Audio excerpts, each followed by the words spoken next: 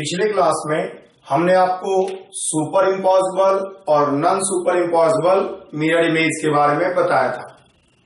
हमने ये बताया था कि किन किन केसेस में सुपर इम्पॉसिबल मिरर इमेज बन सकता है और non super impossible mirror image बन सकता है। याद रखिए, सुपर इम्पॉसिबल मिरर इमेज मात्र दो केस में होता है, या तो मॉलिक्यूल्स में एसिमेट्रिक सेंटर नहीं हो और मॉलिक्यूल सिमेट्रिक हो, या फिर मॉलिक्यूल में दो या दो से अधिक सिमिलर एसिमेट्रिक सेंटर हो और उस पे अपोजिट आरएस कॉन्फ़िगरेशन हो, तब जाकर के सुपर इम्पॉसिबल मिरर इमेज बनता है। बाकी सभी केसेस में non super impossible mirror image बनता है। जैसा कि हम लोग पहले ही पढ़ चुके हैं कि सिमेट्रिक मॉलिक्यूल में सुपर इम्पॉसिबल मिरर इमेज बनता है और इसलिए वो ऑप्टिकली इनएक्टिव होता है, एकाइरल होता है, जबकि डिसिमेट्रिक मॉलिक्यूल में non super impossible mirror image बनता है और इसलिए वो कायरल होता है, ऑप्टिकली एक्टिव होता है। अब हम लोग सुपर इम्पॉसिबल और non super impossible mirror image का कुछ प्रॉपर्टीज को, कुछ कैरेक्टरिस्टिक्स को स्टडी करने जा रहे हैं। ठीक है, तो आज हम लोग स्टडी करेंगे इनेंसियोमर, मेसोमर, डायस्ट्रियोमर, इन तीनों के बारे में, इन तीनों का प्रॉपर्टीज के बारे में स्टडी करेंगे हम लोग। ठीक है, अल्टीमेटली इनेंसियोमर और मेसोमर जो है सुपर इम्पॉसिबल मिरर इमेज और non super impossible mirror image का ही नाम है। Non super impossible mirror image को इनेंसियोमर कहा जाता है, सुपर इम्पॉसिबल मिरर इमेज को मेसोमर कहा जाता है। और डायस्ट्रियोमर तो आप समझ रहे होंगे कि वो मिरर इमेज नहीं होता है, ना ही आइडेंटिकल होता है। हम लोग आइडेंटिकल ऑलरेडी पढ़ चुके हैं। तो हम लोग आज पढ़ने जा रहे हैं कैरेक्टरिस्टिक्स ऑफ इनेंसियोमर। बारी बारी से सभी का कैरेक्टरिस्टिक्स हम लोग स्टडी करेंगे। Characteristics of इनेंसियोमर।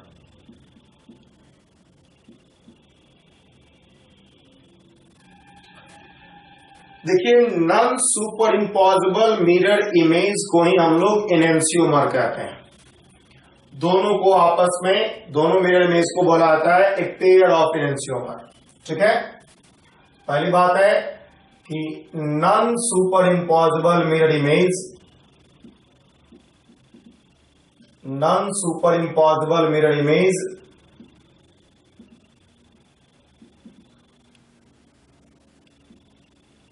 Are called enantiomer. Non super impossible mirror image को ही हम लोग क्या कहते हैं? इनेंसियोमर कहते हैं। ठीक है, उसके बाद सेकेंड पॉइंट देखिए, इनेंसियोमर चूंकि non super impossible mirror image होता है और डिसिमेट्रिक मॉलिक्यूल में non super impossible mirror image exist करता है, इसलिए इनेंसियोमर क्या होता है? ऑप्टिकली एक्टिव होता है। ठीक है,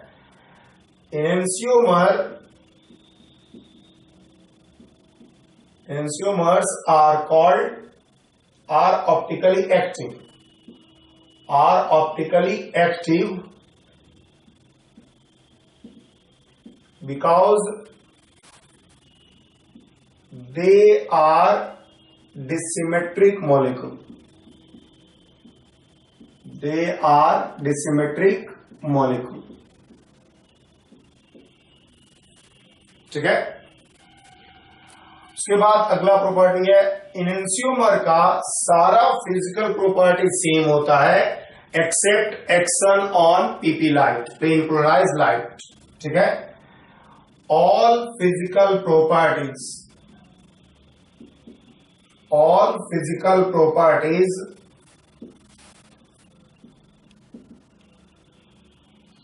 ऑफ इनेंसियोमर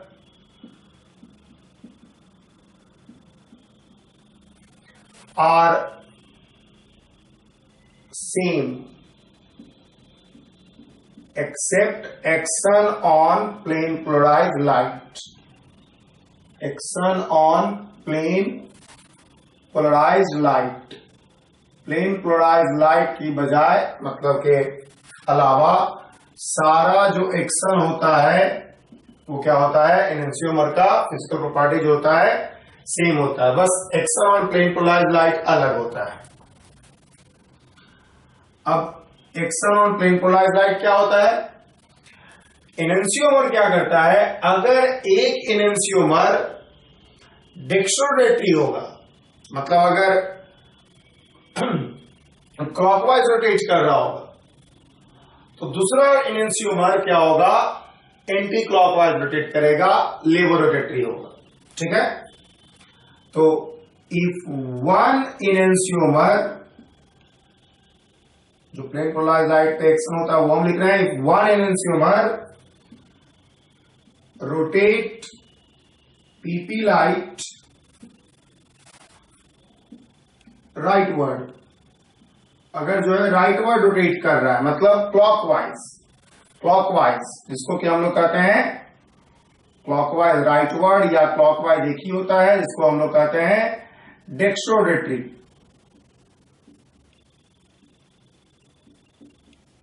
देन अदर एनेंशियोमर जो है हमारे पास, जो दूसरा एनेंशियोमर होगा, will rotate PP light leftward, PP वाला लाइट को लेफ्टवर्ड रोटेट करेगा, लेफ्टवर्ड मतलब एंटी क्लॉकवाइज, और जिसको हम लोग कहते हैं लेवो रोटेटरी। ठीक है, if one enantiomer rotate PP light rightward, मतलब अगर डेक्स्ट्रोरेटरी रहा one enantiomer, then other enantiomer will rotate PP light leftward by same amount. ये भी याद रखने वाली बात है कि बाय सेम अमाउंट। ठीक है, जैसे कि अगर हम एक एग्जांपल लें, अगर आपको लिखते हैं हम OH, H, C2H5 और CH3, हम ये अगर लिखते हैं और C2H5 फिर H और CH3, तो अगर ये प्लेन पोलराइज्ड लाइट को रोटेट कर रहा होगा, मान लिया इधर हम रोटेट कर रहे हैं क्लॉकवाइज -25 डिग्री, तो ये रोटेट कर रहा होगा, ये रोटेट कर रहा होगा +25 डिग्री। ठीक है, यही हम बताना चाह रहे हैं। अगर एक एनेंशियोमर पीपी लाइट को लेफ्टवर्ड रोटेट कर रहा है, क्लॉकवाइज रोटेट कर रहा है, दूसरा एंटी क्लॉकवाइज रोटेट करेगा।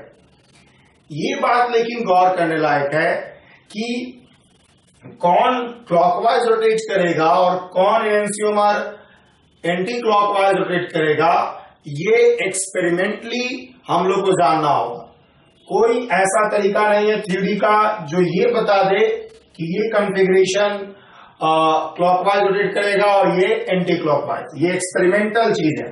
लेकिन एक बात श्योर है कि अगर ये क्लॉकवाइज रोटेट कर रहा होगा 25 डिग्री सेल्सियस, तो ये एंटी क्लॉकवाइज रोटेट करेगा 25 डिग्री सेल्सियस। ठीक है, the rotation of PP light by an isomer is observed experimentally। तो रोटेशन जो होता है उसको हम लोग एक्सपेरिमेंटली देखते हैं, उसका कोई ऐसा तरीका नहीं है कि आप क्या करो थ्योरी से निकाल लो कि कौन किस तरह से रोटेट करेगा। अब देखिए, लेकिन एक बात आपको श्योर है कि अगर ये -25 डिग्री रोटेट कर रहा है तो ये +25 डिग्री रोटेट करेगा, मतलब अगर एक डेक्स्ट्रो है दूसरा क्या होगा, लेवो होगा। तो इसलिए मतलब इसलिए यहां पर हम बात करते हैं, a pair of enantiomer is also called DL pair, dextro लेवो पेयर। इसका मतलब हुआ डेक्स्ट्रो लेवो पेयर। एक डेक्स्ट्रो होगा दूसरा लेवो होगा, इक्वल एंड अपोजिट अमाउंट से रोटेशन करेगा, कोई अलग इशू नहीं है। सिंपल बात है कि अगर एक +25 कर रहा है दूसरा -25 करेगा, लेकिन कौन +25 करेगा कौन -25 करेगा ये पहले आपको एक्सपेरिमेंटली देखना होगा। और हमने बस मान लिया कि -25 +25, ये कोई ऐसा नहीं है कि एग्जैक्ट है कि ये 25 ही रोटेट करता है या माइनस नहीं करता, हमने बस माना कि अगर ये x -25 कर रहा है तो ये +25 कर रहा है। ठीक है, मतलब आप अगर जनरलाइज करके करना चाहो अच्छे से तो आप चाहो तो कर दो x, अगर x डिग्री करेगा ये +x डिग्री करेगा, तो सही बात है, हमें एक टर्म मान ली। तो सारा फिजिकल प्रॉपर्टीज एनेंशियोमर का सेम होता है except action on plane polarized light. अब देखिए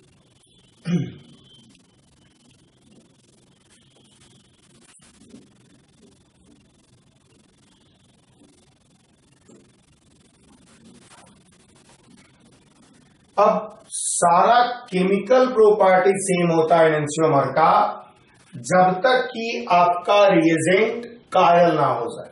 ठीक है, तो पांचवा प्रॉपर्टी लिखेंगे, all chemical properties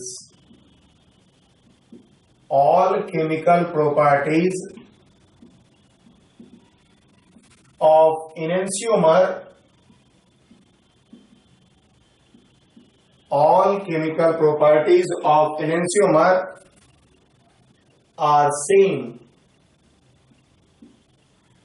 if reagent is a chiral। reagent अगर a chiral है तो सारा chemical properties same होगा। however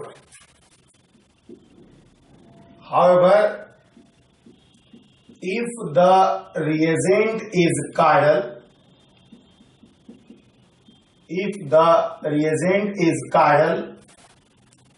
then reactivity will be different। reactivity जो होगा आपका क्या होगा, अलग हो जाएगा। समझ में आ रहा होगा आपको। देखिए हम बता रहे हैं, अगर आपके पास एक एनेंशियोमर है, दिस वन COOH है, H है, CH3 है और C2H5 है, और इसको हमने रोटेट किया, इसको हमने रिएक्शन किया CH3OH के साथ, तो बन जाएगा C double bond O CH3 H CH3 और C2H5। ठीक है, और अगर हमने क्या किया, रोटेट किया इस तरह से COOH CH3 H और C2H5, अगर हमने इसको रिएक्शन कराया CH3OH के साथ, या रेट कांस्टेंट K1 या रेट कांस्टेंट K2 मानते हैं, तो आपका जो प्रोडक्ट होगा वो इस तरह का होगा। हमने एनेंशियोमर, एक पेयर ऑफ एनेंशियोमर कंसीडर किया था, CH3 और C2H5 ये, और इन दोनों में आप देखोगे इट इज ऑब्जर्व दैट चूंकि ए कायरल रिएजेंट है, आप देख सकते हो जो हमने रिएजेंट लिया है CH3OH और CH3OH, ये ए कायरल है। ए कायरल होने के कारण क्या होगा, K1 और K2 क्या होगा, बराबर होगा। ठीक है, हमने यही लिखा हुआ है, इस केमिकल प्रॉपर्टीज एनेंशियोमर्स का सेम होता है अगर रिएजेंट ए कायरल, तो जो हमने रिएजेंट लिया है वो ए कायरल लिया है। ठीक है, इसलिए केमिकल प्रॉपर्टीज सेम आया है। हालांकि अगर हम क्या करें, कायरल रिएजेंट लें, अगर हम कायरल रिएजेंट लें और मान लिया हम इसी को करवाते रिएक्शन इसके साथ OH H D और CH3 और इसके साथ K1 मतलब K1 डैश, और फिर इसी का एनेंशियोमर लिया हुआ है D H और CH3 और इसका K2 डैश, तो जो प्रोडक्ट बनेगा वो आप समझ सकते हो, C डबल बॉन्ड O। हम एक्चुअल में थोड़ा सा इधर लिखते हैं ताकि हमको बनाने में सुविधा हो, प्रोडक्ट बाकी कोई इश्यू नहीं है। तो अगर हम ऐसा करते हैं तो आपको बन जाएगा this one HDCA3 and then this one HCA3 और C2H5। This is the product in this case. और फिर यहां पे अगर आप देखोगे तो हो जाएगा C double bond O HCA3D और उसके बाद हो जाएगा CA3H और C2H5। अल्टीमेटली एसिड को हम अल्कोहल के साथ रिएक्शन करा के ईस्टर बना रहे हैं। OH अल्टीमेटली हम कर क्या रहे हैं, वाटर एलिमिनेशन। पहले भी वही कर रहे थे, अभी भी वही कर रहे हैं, वाटर एलिमिनेशन कर रहे हैं। ये वाटर एलिमिनेशन कर रहे हैं इन दोनों से, ठीक है। और अब ये प्रोडक्ट बना रहे हैं। इसको देखते हुए ये देखा जाता है कि इट इज ऑब्जर्व दैट क्या होगा, K1 डैश और K2 डैश बराबर नहीं होगा। सिंस आपका रिएजेंट जो है कायरल है, ऑप्टिकली एक्टिव है, एसिमेट्रिक सेंटर के साथ है, और तब जो होगा रिएक्टिविटी क्या होगा, अलग हो जाएगा। तो बात यही है कि एनेंशियोमर्स का केमिकल प्रॉपर्टी सेम होता है तब तक जब तक कि आपका रिएजेंट जो है ए कायरल हो। जैसे ही आप रिएजेंट को कायरल बनाओगे आपका केमिकल प्रॉपर्टी सेम नहीं रहेगा, रिएक्टिविटी डिफर कर जाएगा। अब देखिए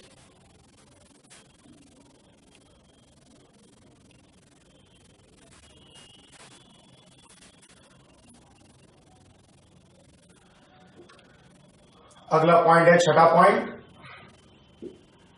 N equimolar mixture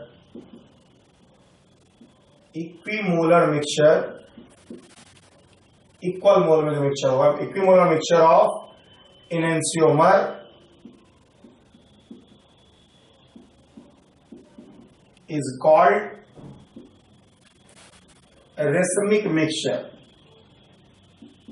called racemic mixture, which is optically inactive। ठीक है, इक्विमोलर मिक्सचर अगर रहा एनेंशियोमर्स का, उसको हम लोग रेसमिक मिक्सचर कहते हैं, विच इज ऑप्टिकली इनएक्टिव। याद रखिए, एनेंशियोमर ऑप्टिकली एक्टिव होता है लेकिन इक्विमोलर मिक्सचर इनएक्टिव हो जाएगा, which is optically inactive due to external compensation. Point ये है कि अगर आपके पास एक मॉलिक्यूल है, मान लिया CH3 है, H है, OH है और C2H5, और प्लस आप इक्विमोलर मिक्सचर इक्वल प्रोपोर्शन ले लिए इसका एनेंशियोमर C2H5, CH3 और H। तो अगर ये 25 या अगर ये मान लिया -30 रोटेट कर रहा डिग्री, तो ये रोटेट करेगा +30 रोटेट। तो अगर आप इसके थ्रू पास करोगे प्लेन पोलराइज्ड लाइट को, मान लिया हम इस मिक्सचर के थ्रू पास किए, पीपी लाइट को पास किए इसके थ्रू हम,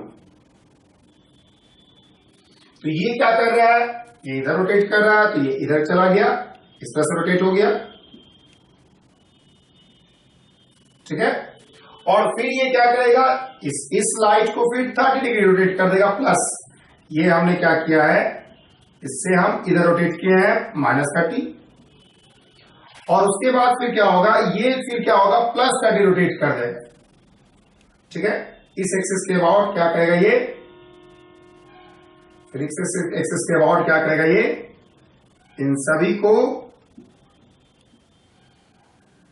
को क्या करेगा, +30 रोटेट कर देगा। और रोटेट करेगा +30 तो क्या होगा, अल्टीमेटली आपको पीपी लाइट सेम डायरेक्शन में मिल जाएगा।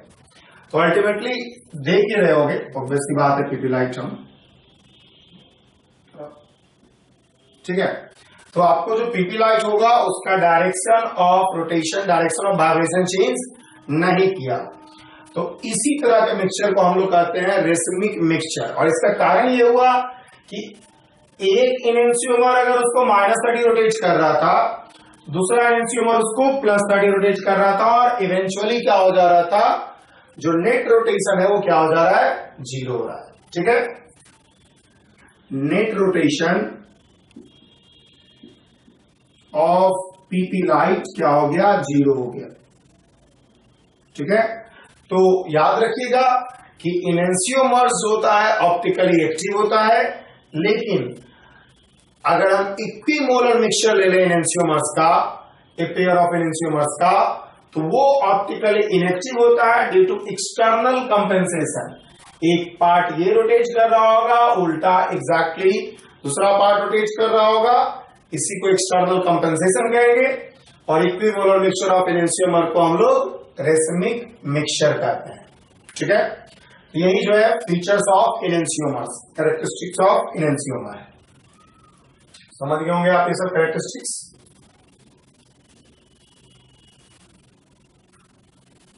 अब देखिए हम लोग कैरेक्टरिस्टिक्स ऑफ मेसोमर पढ़ते हैं। मेसोमर का क्या क्या कैरेक्टरिस्टिक्स है।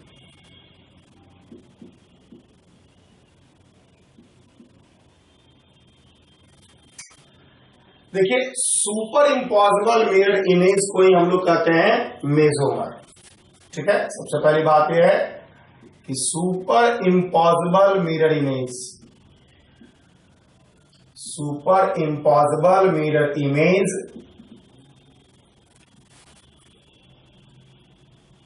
are called मेसोमर। ठीक है, ये एग्जिस्ट करेगा दो केस में जो हम लोग ऑलरेडी पढ़ चुके हैं, या तो सी स्टार नहीं हो, या तो दो या दो से अधिक सी स्टार हो with opposite RS configuration on asymmetric arc. ठीक है, लिख सकते हैं। दूसरा point, mesomers exist in case of symmetric molecule, जो हम लोग ऑलरेडी पढ़ चुके हैं कि सुपर इम्पॉसिबल मिरर इमेज जो होगा सिमेट्रिक मॉलिक्यूल के केस में एग्जिस्ट करेगा। तो mesomers exist in case of symmetric molecule, जो तभी होता है जब विदाउट सी स्टार हो, सी स्टार के साथ नहीं हो, और C star greater than equal to 2 similar with opposite RS configuration. ये बात भी गौर कीजिएगा, सिमिलर के साथ साथ अपोजिट आरएस कॉन्फ़िगरेशन होना चाहिए। ठीक है, तीसरा पॉइंट, ये चीज हम लोग ऑलरेडी पढ़ चुके हैं, क्योंकि सुपर इम्पॉसिबल मिरर इमेज को हम लोग मेसोमर कहते हैं। सुपर इम्पॉसिबल मिरर इमेज इस केस में एग्जिस्ट करता है। तीसरा, mesomers are identical compound, identical compound, ये अलग अलग कंपाउंड ही नहीं होता है, इसलिए फिजिकल प्रॉपर्टीज केमिकल प्रॉपर्टीज को बात अलग अलग कहने का कोई सेंस ही नहीं है, सारा प्रॉपर्टी सेम होगा, क्योंकि सेम ही कंपाउंड है। अलग अलग कंपाउंड एनेंसियोमर अलग अलग कंपाउंड का, इसलिए हम उसका फिजिकल और केमिकल प्रॉपर्टीज कंपेयर कर रहे थे। ये तो सेम ही कंपाउंड है, तो इसलिए इसका कोई फिजिकल और केमिकल प्रॉपर्टी सेम नहीं होगा। जैसे देखिए आइडेंटिकल कैसे कहा जाता है, आप CH3 लो, यहाँ पे HOH OH H और CH3, यहां पर आपका कॉन्फ़िगरेशन आएगा S, यहां पे आएगा R। अगर हम एक मिरर यहां पे कंसीडर करें, ठीक है, तो आपका यहां पर आएगा OH H CH3 OH H CH3। तो अगर आप यहां पे रखोगे तो आप देखोगे यहां पे आएगा आपके पास R और यहां पे आएगा S। तो एक चीज गौर कीजिए, सिमिलर एसिमेट्रिक सेंटर है दो, अपोजिट आरएस कॉन्फ़िगरेशन यहां पर दिखने में ये तो मिरर इमेज लग रहा है, ठीक है मिरर इमेज है, S से R हुआ, R से S हुआ, लेकिन हम लोग इस एसिमेट्रिक सेंटर को इससे कंपेयर कर सकते हैं बिकॉज दोनों आइडेंटिकल है, इस एसिमेट्रिक सेंटर को इससे कंपेयर कर सकते हैं, दोनों आइडेंटिकल है। तो आपको ये दिख रहा होगा, अगर हम सामने सामने कंपेयर करें, अगर हम सामने सामने कंपेयर करें तो ये क्या होगा, मिरर इमेज दिखेगा। लेकिन अगर हम क्रॉस कंपेयर करें, क्रॉस भी कर सकते हैं बिकॉज दोनों आइडेंटिकल एसिमेट्रिक सेंटर है, सिमिलर एसिमेट्रिक सेंटर है, तो यही हुआ super impossible mirror image as well as identical. Super impossible mirror image हुआ और जो कि आइडेंटिकल कंपाउंड है, ये कोई अलग कंपाउंड नहीं है, दोनों सेम ही है। और जब दोनों सेम है तो इसलिए ऑब्वियसली जब सेम कंपाउंड है तो फिजिकल प्रॉपर्टीज और केमिकल प्रॉपर्टीज को कंपेयर करने का जरूरत नहीं है। चौथा, मेसोमर आर ऑप्टिकली इनएक्टिव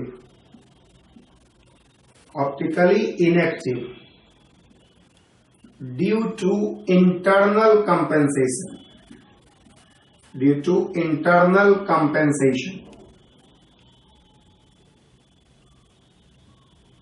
या कह सकते हैं due to presence of symmetry, due to presence of plane of symmetry या centre of symmetry. Plane of symmetry presence रहने के कारण क्या होगा, ये ऑप्टिकली इनएक्टिव होगा या इंटरनल कंपेंसेशन। इससे बात हम ये कहना चाह रहे हैं कि अगर आपके पास कोई एनेंशियोमर है, इस तरह का हम थोड़ा फिगर इसका बना देते हैं, CH3 है, H है, OH है, H है, OH है और CH3 है। तो होगा क्या, एक तो आप देख रहे हो कि प्लेन ऑफ सिमेट्री है, यहां पर सिमेट्रिक मॉलिक्यूल है, यहां पर जो कन्फिगरेशन होगा उसका उल्टा कन्फिगरेशन ये होगा। अगर ये प्लेन पोलराइज्ड लाइट को रोटेट कर रहा होगा इस डायरेक्शन में, मान लिया +10, मान लिया, अरे बात, तो ये कर रहा होगा, ये वाला पोर्शन कर रहा होगा इस डायरेक्शन में, मतलब ये -10, तो ये क्या करेगा +10 डिग्री।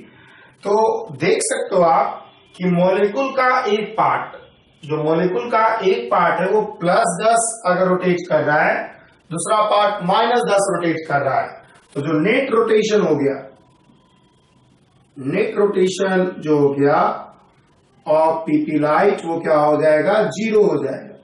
और इसलिए मेसोमर जो होता है ऑप्टिकली इनएक्टिव होगा। ठीक है, तो मेसोमर ऑप्टिकली इनएक्टिव होता है, एनेंशियोमर ऑप्टिकली एक्टिव होता है। हालांकि अगर हम equimolar mixture of enantiomer consider करें, जिसको कि हम लोग रेसमिक मिक्सचर कहते हैं, वो क्या होता है, ऑप्टिकली इनएक्टिव हो जाता है ड्यू टू एक्सटर्नल कंपेंसेशन। यहां पे internal compensation with in molecule जो है कंपेंसेट हो गया है। और एनेंशियोमर जब हम लोग रेसमिक मिक्सचर कंसीडर करते थे तो मिरर इमेज आपस में कंपनसेट करता था ऑप्टिकल रोटेशन। अब देखिए,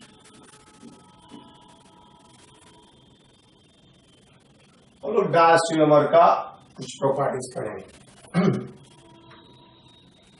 कैरेक्टरिस्टिक्स ऑफ डायस्टेरियोमर।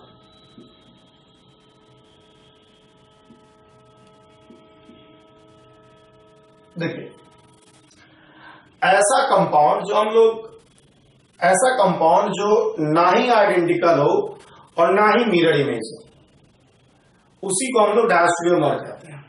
हम लोग ऑलरेडी पढ़ चुके हैं इसके बारे में।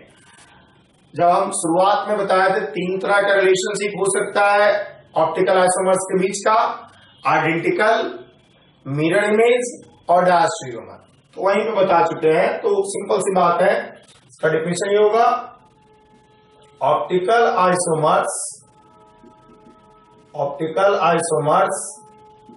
which are neither identical nor mirror image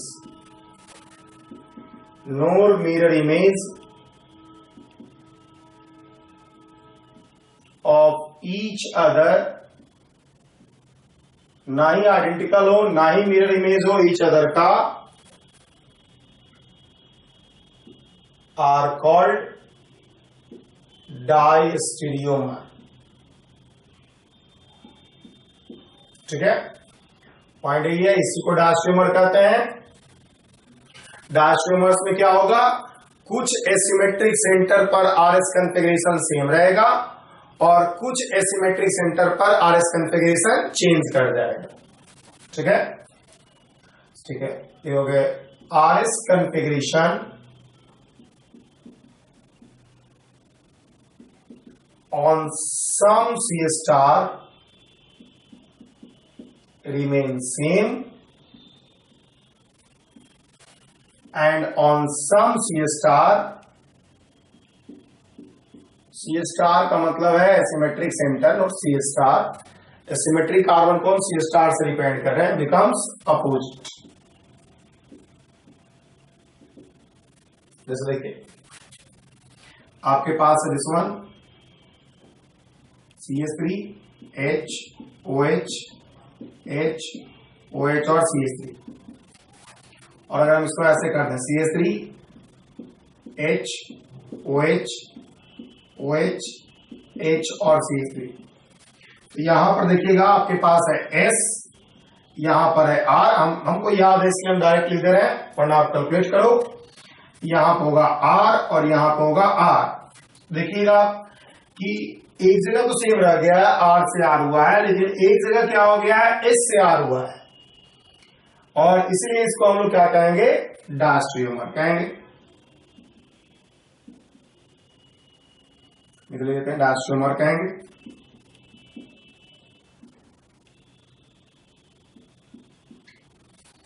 ठीक है अगर हम बात करें इसका CH3 H Br OH H H OH CH3 और फिर हम कर देते हैं CH3 Br H H OH OH H और CH3। जैसा कि आप देख सकते हो कि यहां पर बीच वाले में यहां पर क्या हुआ है उल्टा हुआ बाकी दो जगह सेम है तो बाकी दो जगह एसिमेट्रिक सेंटर पे बाकी दो एसिमेट्रिक सेंटर पे आपके पास तीन है यहां पर तीन एसिमेट्रिक सेंटर पे दो पे सेम हो रहा होगा पहला और तीसरा पे जो बीच वाला है इसको हमने घेरा है यहां पर जो है RS कॉन्फ़िगरेशन अपोजिट हो रहा होगा तो ये दो जगह सेम रह गया यहां पे अपोजिट हो गया इसको हम लोग क्या कहेंगे डायस्टेरियोमर कहेंगे। ठीक है अब देखिए डायस्टेरियोमर का एक स्पेशल टाइप होता है जिसको हम लोग ईपीमर कहते हैं। ईपीमर में क्या होता है कि ऐसा डायस्टेरियोमर जिसमें मात्र एक जगह कॉन्फ़िगरेशन चेंज करे बाकी सब जगह सेम रहे। जैसे ये देखिए ये ईपीमर भी है देखिए दो एसिमेट्रिक सेंटर वाला डायस्टेरियोमर हमेशा ईपीमर होगा क्योंकि एक जगह सेम रहेगा एक जगह अपोजिट रहेगा। ईपीमर ऐसा डायस्टेरियोमर होता है जो एक जगह RS कॉन्फ़िगरेशन चेंज करता है और बाकी सब जगह RS कॉन्फ़िगरेशन मेंटेन रहता है। ठीक है तो डायस्टेरियोमर in which RS configuration are opposite. RS configuration is opposite only at diastereomers in which RS configuration is opposite only at diastereomers in which RS configuration is opposite only at one asymmetric center are called ईपीमर। इसी को हम लोग ईपीमर कहते हैं। जैसे कि आप इसमें देखोगे एक जगह सिर्फ अपोजिट और एक जगह सेम है ये तो देखिए दो एसिमेट्रिक सेंटर वाला डायस्टेरियोमर हमेशा ईपीमर होगा। यहां पे गौर कीजिए तीन एसिमेट्रिक सेंटर है तीन में से मात्र एक जगह अपोजिट हुआ है बाकी दो जगह सेम है मतलब इसको हम लोग ईपीमर कहेंगे।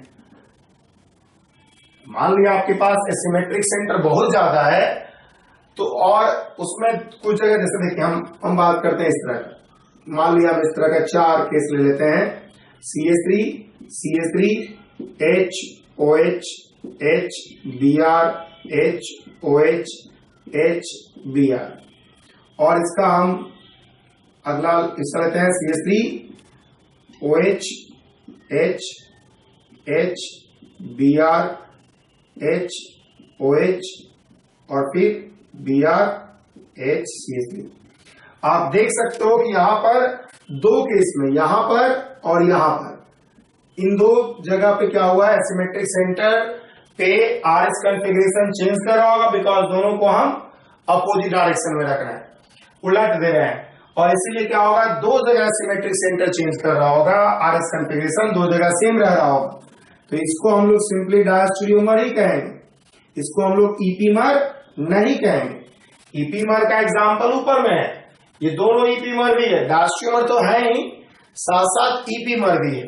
तो ईपीमर जो होगा ऐसा डायस्टेरियोमर होता है जो मात्र एक जगह आरएस कॉन्फ़िगरेशन में चेंज करने के कारण बनता है, ठीक है। इसके अलावा एक और टर्म होता है एनोमर, जो हम लोग बायोमोलिकुल्स में पढ़ेंगे, बिकॉज एनोमर समझाने के लिए अभी आपको बहुत कुछ जानना होगा।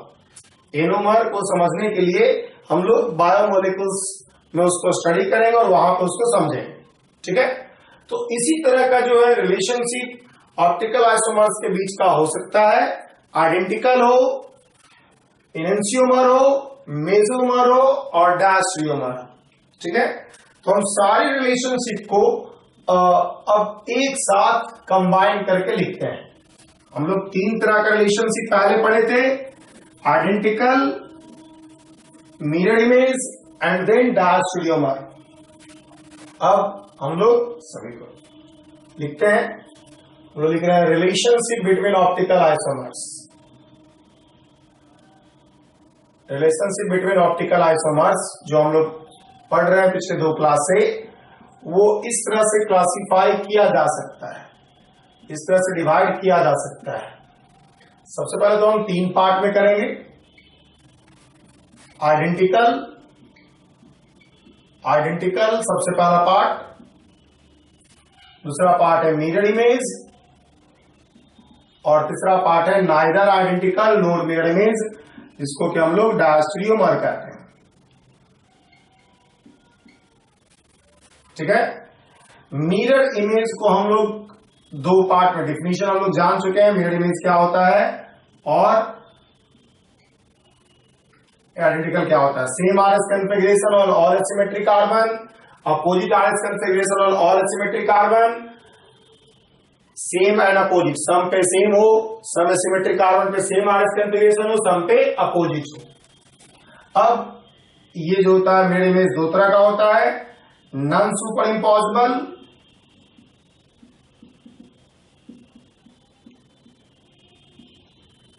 और दूसरा होगा सुपर इम्पॉसिबल।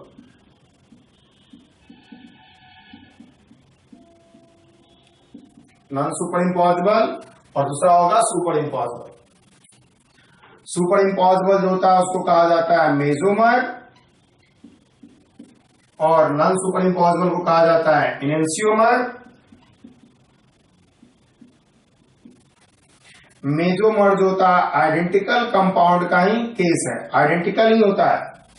सीधा अगर हम इस तरह से सामने सामने आरएस कॉन्फ़िगरेशन देखेंगे तो अपोजिट दिखेगा, लेकिन क्रॉस अगर देखेंगे तो हमको आइडेंटिकल ही दिखेगा। तो याद रखिएगा मिरर इमेज दो तरह का है, non super impossible, super impossible. Super impossible में एक्चुअल में आइडेंटिकल ही होता है, ठीक है। तो ये जो है आपका रिलेशनशिप होगा डिफरेंट ऑप्टिकल आइसोमर्स के बीच का, एनेंशियोमर, मेसोमर, आइडेंटिकल, डायस्टेरियोमर, ठीक है। यही जो है ऑप्टिकल आइसोमर्स के बीच का रिलेशनशिप है।